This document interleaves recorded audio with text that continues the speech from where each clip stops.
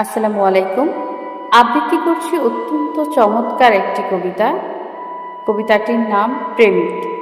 লিখেছেন জয় গোস্বামী। তুমি আমাকে মেঘ ডাকবার যে বইটা দিয়েছিলে একদিন, আজ খুলতেই দেখি তার মধ্যে এক কোমর জল। পরের পাতায় গিয়ে সে এক নদীর অংশ হয়ে দূরে বেঁকে গেছে। আমাকে তুমি উদ্ভিদ ভরা যে বইটা দিয়েছিলে, আজ সেখানে এক পাও এগোনো যাচ্ছে না। এত জঙ্গল, গাছগুলো এত বড় হয়েছে যে মাটিতে আলো আসতে দিচ্ছে না। তুমি আমাকে ঝর্ণা শেখবার যে বইটা দিয়েছিলে, আজ সেখানে মস্ত এক জলপ্রপাত লাফিয়ে পড়ছে সারাদিন।